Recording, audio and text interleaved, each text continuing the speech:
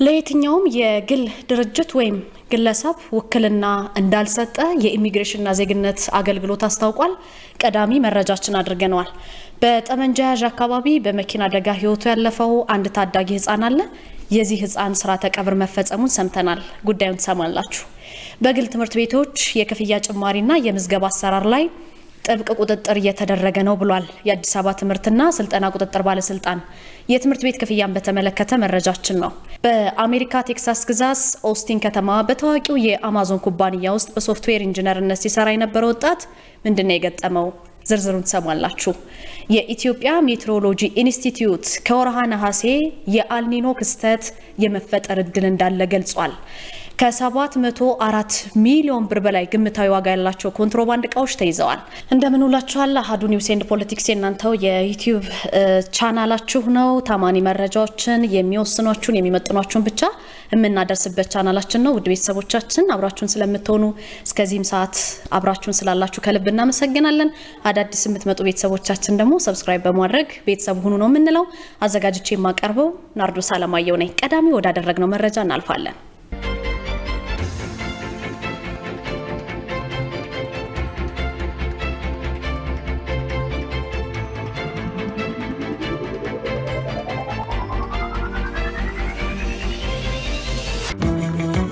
ከ17ኛው መቶ ክፍለ ዘመን አንስቶ የጠቢባን የአብርሆታቸው ምንጭ ልዩ ቡናና የቡና ጥበብ ነው። ታዲያ ይህን ቡና ለመቅመስ ጥበቡንም ለመማር ዝግጁ ኖት? አሃዱ ኮፊ አካዳሚ በአዲስ አበባ ትምህርትና ስልጠና ቁጥጥር ባለስልጣን ፈቃድ በማግኘት የረጅም ጊዜ ልምድ ባላቸው ባለሙያዎች በመታገዝ የተለያዩ የቡና አይነቶችን የመቅመስ ኮፊ ካፒንግ፣ የቡና ቆላት፣ ሮስቲንግ፣ ጣዕምን፣ ፍሬዎችን፣ ማዕዛንና አሲድነትን የመለየት ጥበብ በባሬስታና አግሮ ማርኬቲንግ ዘርፎች ስልጠና ለመስጠት ዝግጅቱን አጠናቋል። የቡና ጥራትን ለመጠበቅ የቡና አፍቃሪዎች የተለያዩ ጣዕሞችን ለማወቅ እንዲሁም አምራቾች ምርቶቻቸውን ለማሻሻል እንዲችሉ የሚረዳውን ይህንን ስልጠና በአሃዱ ኮፊ አካዳሚ በመሰልጠን ብቁ ባለሙያ ይሁኑ። የስልጠና ቦታው በቦሌ ጃፓን ኤምባሲ ናይል ሶርስ ሕንፃ 3ኛ ወለል ላይ። ለበለጠ መረጃ በስልክ ቁጥር በ0961 88 82 22 ይደውሉልን። አሃዱ ኮፊ አካዳሚ።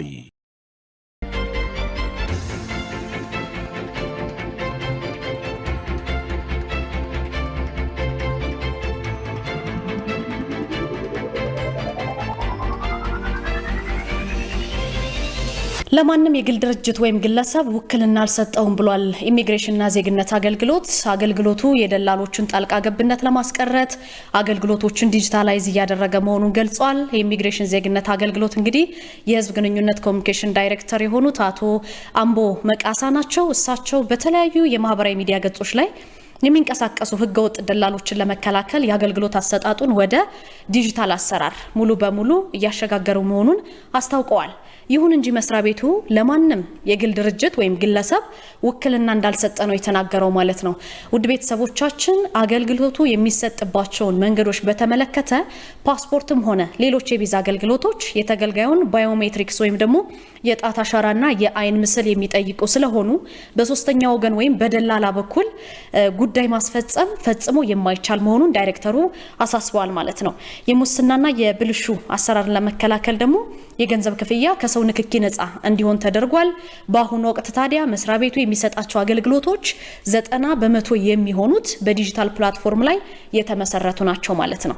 ይሄ ማለት ተገልጋዮች ከቤታቸው ሆነው ቀጠሮ እንዲይዙና አስፈላጊ ሰነዶችን እንዲልኩ በማድረግ ረጅም ሰልፍና እንግልቶችን ሁሉ ለማስቀረት አስችሏል።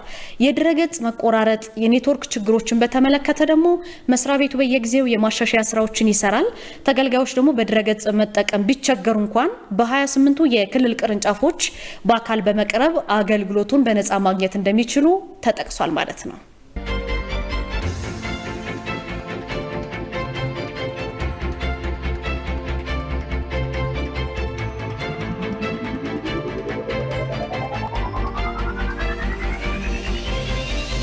ከሰሞኑ በመኪና አደጋ ህይወቱ ያለፈው አንድ ታዳጊ ህፃን ልጅ አለ። ይሄ ታዳጊ ህፃን ልጅ ጠመንጃ ያዥ አካባቢ ነው ህይወቱ ያለፈው።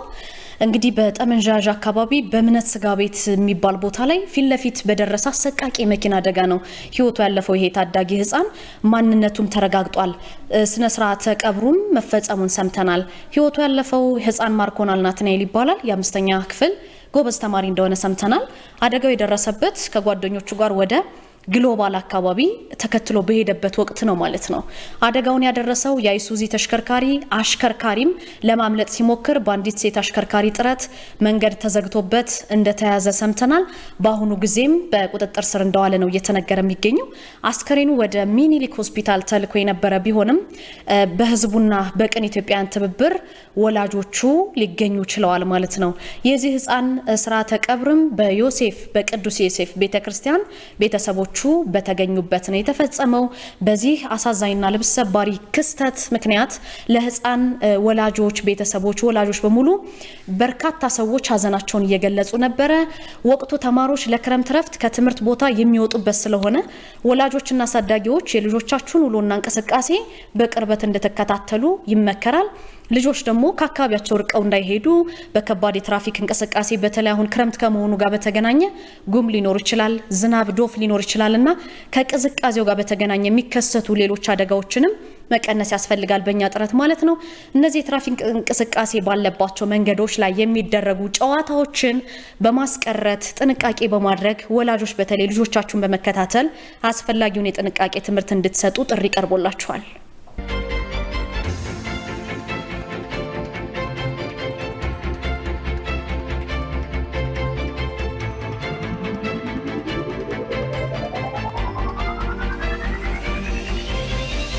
በግል ትምህርት ቤቶች የክፍያ ጭማሪና የምዝገባ አሰራርን የተመለከተ መረጃ አለ። የአዲስ አበባ ትምህርትና ስልጠና ቁጥጥር ባለስልጣን ጥብቅ ቁጥጥር እያደረገ እንደሆነ ሰምተናል። በ2019 አዲሱ ዓመት እንግዲህ መጪው ዓመት የትምህርት ዘመን በግል ትምህርት ቤቶች በሚካሄደው የተማሪዎች ምዝገባ የክፍያ ጭማሪና የግብዓት ጥያቄ ላይ ጥብቅ ቁጥጥር እየተካሄደ መሆኑን በአዲስ አበባ ከተማ አስተዳደር የትምህርትና ስልጠና ጥራት ቁጥጥር ባለስልጣን ያስታወቀው።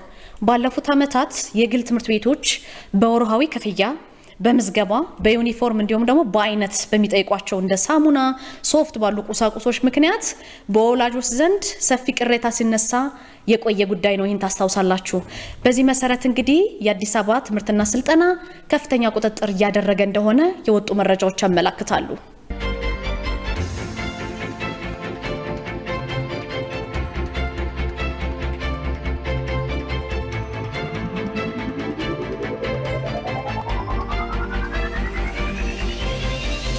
በአሜሪካ ቴክሳስ ግዛት ውስጥ ኦስቲን ከተማ በታዋቂው የአማዞን ኩባንያ ውስጥ በሶፍትዌር ኢንጂነርነት ሲሰራ የነበረ ወጣት አለ።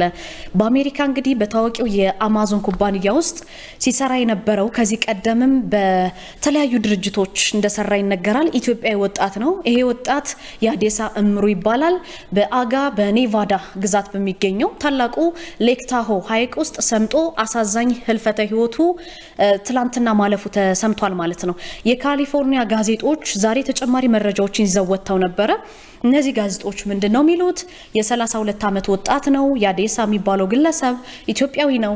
ወደ ስፍራው ያቀናው ከቅርብ ጓደኞቹ ጋር በመሆን መንፈሳዊ ቤተክርስቲያን ኮንፈረንስ ላይ ለመካፈል እንደነበረ የቅርብ ሰዎችና ቤተሰቦቹ በከፍተኛ ሀዘን ውስጥ ነው ገልጸው ነበረ።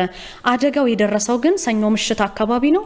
የዋሾ ካውንቲ የሸሪፍ ጽሕፈት ቤት ፖሊሶች እንደገለጹት ወጣቱ ድንጋያማ ወደ ሆኑት ወይም በውስጣቸው ድንጋይ በያዙ የሐይቅ ክፍሎች እየዋኘ ከሄደ በኋላ በድንገት ከውሃው ወለል በታች ጠፍቶ ነው ሊሰምጥ የቻለው። በአካባቢው የነበሩ ሰዎች በፍጥነት ወደ ውሃው በመግባት ይህንን ግለሰብ አውጥተው የመጀመሪያ እርዳታ አድርገውለት ነበረ። እንዲሁም ደግሞ የድንገተኛ አደጋ ሕክምና ባለሙያዎች ቦታው ላይ ደርሰው ህይወቱን ለመታደግ በጣም ብዙ ጥረት ቢያደርጉም በዛው ስፍራ ህይወቱ በአሳዛኝ ሁኔታ ሊያልፍ ችሏል ማለት ነው። የግለሰብ የዚህ ግለሰብ ጓደኞች፣ ቤተሰቦች፣ የቤተክርስቲያን አባላት፣ የቤተክርስቲያን የኮንፈረንስ አባላት ለቀብር ማስፈጸሚያ የሚሆን የገንዘብ ማሰባሰቢያ አዘጋጅተዋል። ወጣቱ ደግሞ በጣም ትሁት ፊቱ ሁል ጊዜ በፈገግታ የተሞላና ለሰዎች ሐሳቢ እንደነበረ መስክረውለታል። እነዚህ ሰዎች እምነቱ በህይወት ውስጥ ትልቁን ስፍራ እንደሚይዝና ተፈጥሮን ማድነቅ እንዲሁም ደግሞ መጎብኘት ይወድ እንደነበረ ተናግረዋል። በአሁኑ ወቅት አስከሬኑን ወደ ትውልድ ሀገሩ ኢትዮጵያ ለመላክና በአሜሪካም ሆነ በሀገር ለሚደረገው የቀብር ስነ ስርዓት የሚወጣውን ወጪ ለመሸፈን ርብርብ እየተደረገ ነው። ቀጣሪው የአማዞን ኩባንያም የተወሰነውን ወጪ ለመሸፈን ከቤተሰቦቹ ጋር አብሮ እየሰራ መሆኑን የታወቀው የአካባቢ ፖሊስ አደጋውን ድንገተኛ የመስመጥ አደጋ ብሎ የመዘገበው ቢሆንም የዋሾ ካውንቲ የሕክምና ተመራማሪዎች ቢሮ ምርመራው ገና ስላላለቀ ትክክለኛውን የሞት መንስኤ ይፋ አለማድረጉን አሳውቀዋል። የባለሙያዎቹ ሪፖርት ሙሉ በሙሉ ተጠናቆ ለመውጣት ከ10 እስከ 12 ሳምንታት ሊፈጅ እንደሚችል ተገልጿል። ይሄ አሳዛኝ ክስተት የተፈጠረው በዚሁ ተመሳሳይ ሐይቅ ውስጥ ከጥቂት ሳምንታት በፊት ሌላ ሰው በውሃ ውስጥ አደጋው አጋጥሞት ህይወቱ ማለፉ ከተሰማ በኋላ ነው ማለት ነው። የጎፈንድሚ ሊንክም ተቀምጦ በርካታ ሰዎች እያሰባሰቡለት ነው የሚገኘው። በዚሁ በውሃ መስመጥ አደጋ እንግዲህ ይህ በኢንጂነርነት ሲሰራ የነበረ ኢትዮጵያዊ በአሳዛኝ ሁኔታ ህይወቱ ሊያልፍ ችሏል።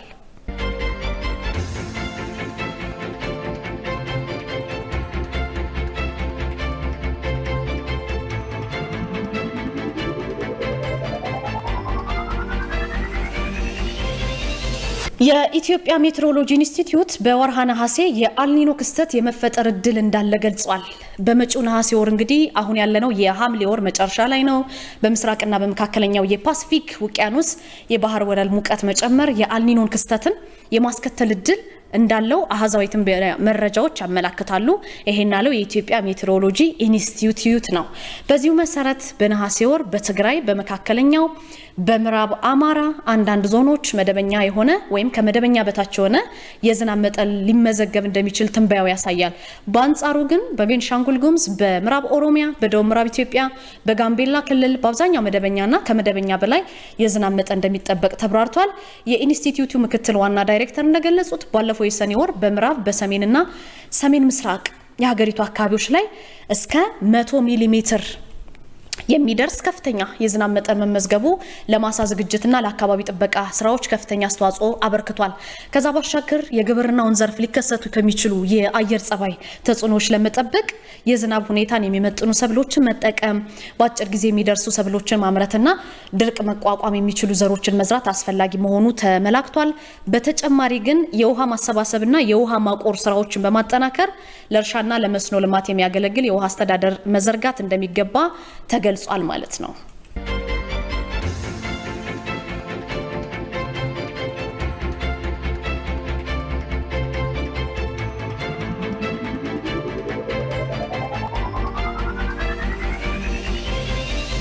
ወደ ኮንትሮባንድ እቃዎች መጣን። ውድ ቤተሰቦቻችን ከ704 ሚሊዮን ብር በላይ የምትመለከቷቸው የኮንትሮባንድ እቃዎች ተይዘዋል።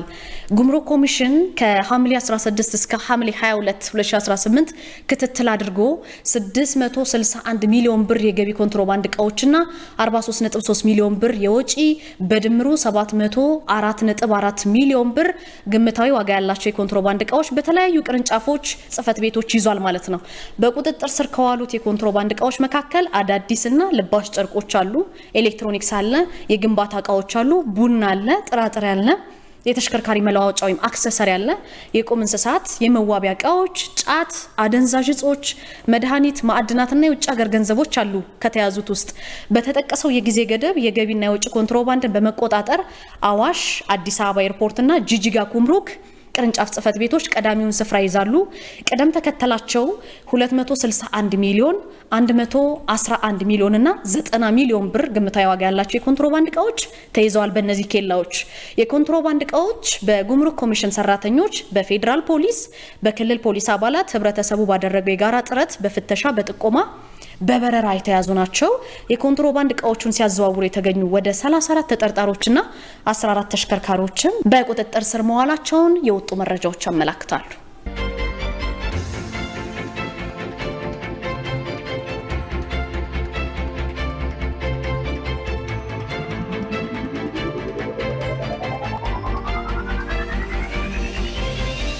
ውድ ቤተሰቦቻችን ለዛሬ ዕለተ አርብ ሐምሌ 24 ቀን ያዝናቸው መረጃዎች እነዚህ ናቸው። አብራችሁን ስለሆናችሁ ከልብ አድርገን እናመሰግናለን። አብራችሁ የቆየሁት ናርዶስ አለማየሁ ነበርኩኝ።